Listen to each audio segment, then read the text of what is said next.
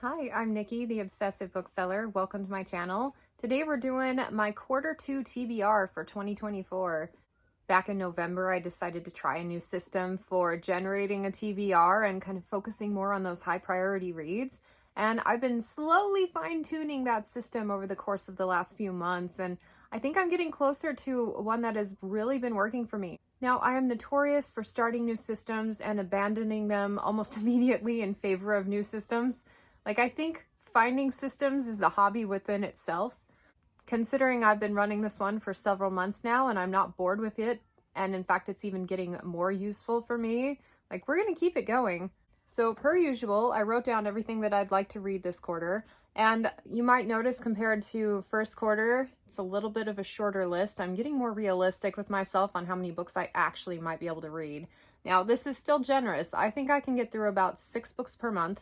Most of these are chonkers, but I've gave myself a little bit of wiggle room in case I read a little bit faster. So 7 books per month.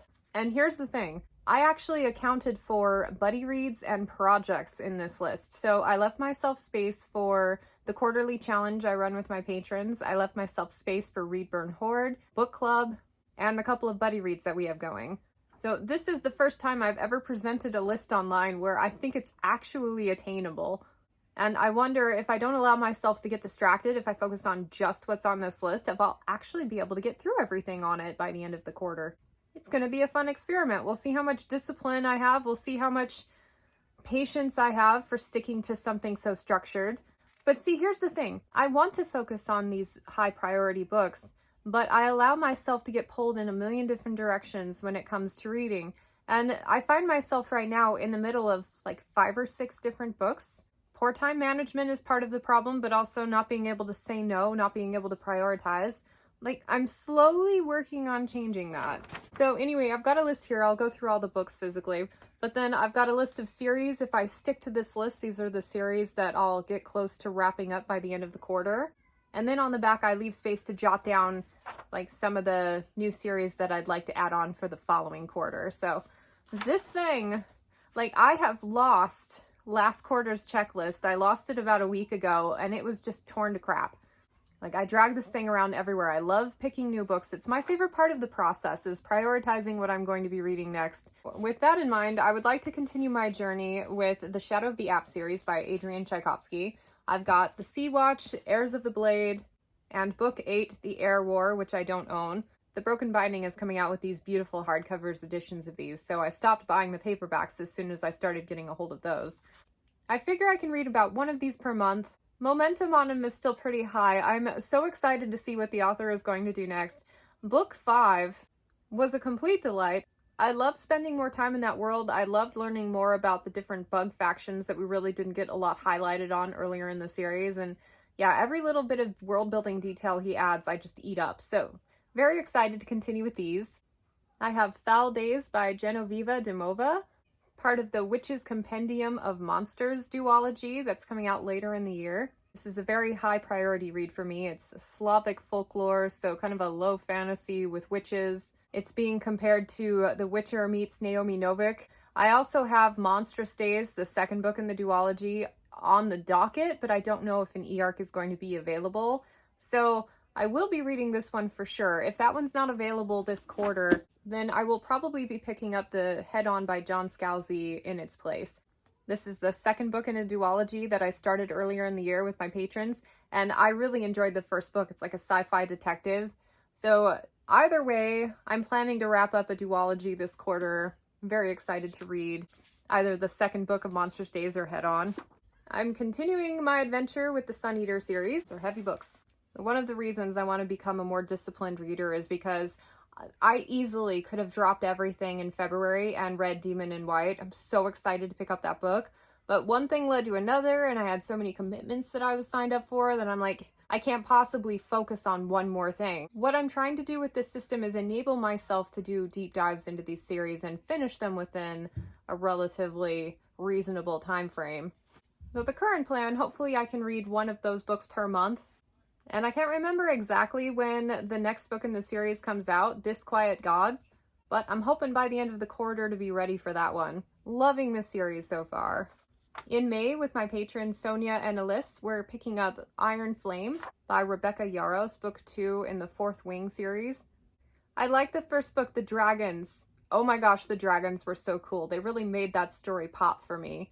I really struggled with some of the things that she was doing with world building. Like, it didn't make sense to me. Like, all of the conflicts were based on this one idea that just didn't make any sense, right? So she kind of alleviated that near the end of the book. Was it too little, too late? I'm not really sure, but it will largely depend on what she does with it in the second book, on whether or not I'm satisfied with it.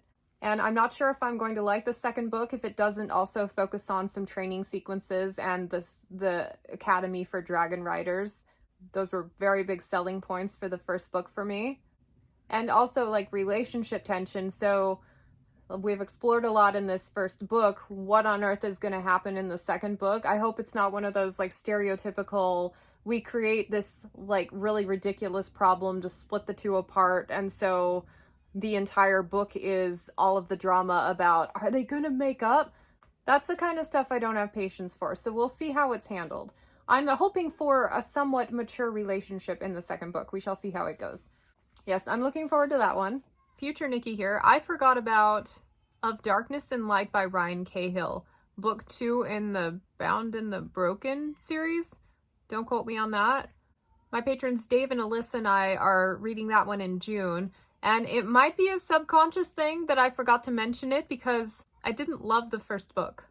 There were a lot of things about it that threw me off, but I hear the series gets better, and I'm at least committed to trying the next one and seeing where it goes. It's a really big book, so we'll see how far along in it I get, and hopefully I like it more. I want to like the series. It's dragons. Like, what's not to love? But anyway, that one's included as well. In April, we'll be picking up Veiled Throne by Ken Liu. This is book 3 in the Dandelion Dynasty book series. I massively enjoyed the first 2 books in the series. One of the coolest things I've read in a long time. It's doing things on such a grand scope in the story, but the human connection and the details within each character don't get lost in the mix, and it's just a brilliant writing style. I love the creativity, I love the unconventionality in how the story progresses, and it's so cool. I can't wait to see what happens next in the series.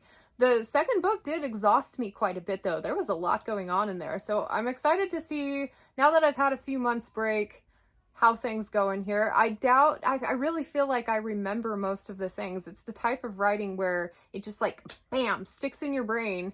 And so far I haven't had much trouble with recall, but my memory sucks, so we'll see. But yeah, I'm really excited about this one as well. My patrons Dave and Alyssa are going to read this one with me, so can't wait. On the list, The Frugal Wizard's Handbook by Brandon Sanderson. Yeah, I'm a year behind on the secret projects and, like, all the excitement surrounding it, how cool it was to get them in the mail. You would think I would have prioritized them. I had intended to, but now that he's announced a 5th secret project, I'm like, I need to be ready to read that. And I know they're not related, so I technically could just jump ahead and read that, but that is not how my brain works. We must read them in the exact order in which they were released, or all is lost. I've heard some mixed things about this one, but I'm reading so many heavy fantasy novels this quarter that I feel like something light and fun would be a really good way to break things up. So I'll probably end up liking it more than I would have otherwise had I read it among other things. And then for Patreon Book Club, I think in May, we're going to be picking up The City of Last Chances by Adrian Tchaikovsky. I swear from my book clubs right now, I always have at least one Tchaikovsky book, and we've picked them a lot of times because they've been incredibly rewarding. As I slowly work my way through this man's entire lineup, like, I'm dreading the day when I run out of Tchaikovsky's, but then I'm like, no, don't worry about it. He'll produce like 4 more books per year, and you will struggle to keep on top of things even then. But yes, I've heard good things about that one, and I'm really excited to dive in. And then not on my list, my one gimme, so Broken Gods by Gareth Hanrahan, book 3 in the Black Iron Legacy series. Broken God.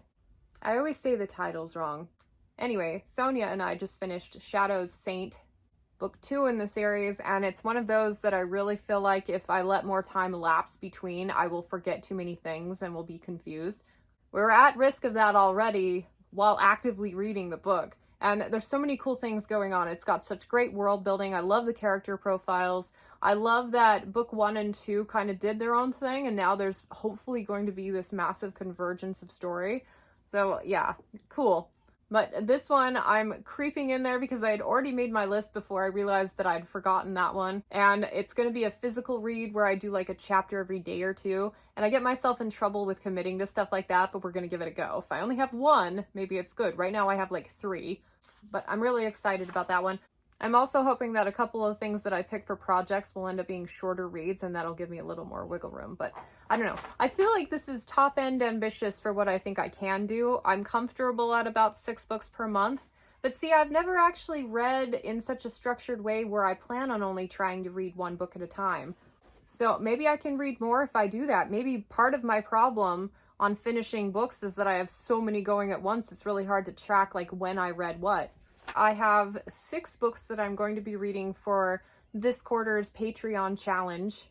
Like, they vote on the theme, and the one we're doing for this next quarter, I'm super excited about. I've already got a huge lineup of things to pick from. It's going to be random draw again, so can't actually list out what the books will be, but I'm super stoked. And then I have plans to read 2 Read Burn Hoard titles. It really should be 3 because I'm trying to do 1 monthly, but like, what do I cut from my schedule? I'm not really sure. So we're going to do 2. I'm pretty sure the book that I'm currently reading for a Read Burn Hoard will go live in April. So I don't think there will be a gap in video production because I already missed one for March. But, you know, because I have too many books going at once. So there's the lineup. I am super excited. I continue to operate under the mantras, life's too short to read books you're not enjoying, and read the best books first because you may not have a chance to read them all. So I'm going through all of these incredibly high priority titles for me, and just what little I was able to get through in the first quarter was so good for my soul. Reading is fun again, and if I can just dig myself out of the slog that I've gotten myself into with too many commitments, like, this should be the best reading quarter ever. I'm so excited. So let me know what series you're really excited to get to over the next couple months. Because this list is a culmination of getting in touch with my values and a lot of deep thought on why I haven't been enjoying reading lately as much as I used to, I actually feel like this is something I'm going to be able to stick to because it takes away the stress of trying to figure out where my attention should be, because goodness knows it's being pulled in a million directions. So having this type of structure might actually be what I am craving right now. So this will be an experiment. Does it work? Do I get antsy? Do I start other things even though I say I'm not going to? Do I accept the arcs? Because that's where I keep getting in trouble. I keep taking advanced reading copies and signing up for things that I don't have time for, even though I want to do them. We shall see. Anyway, thanks so much for watching. Subscribe if you haven't already, and I will catch you on the next one. Bye.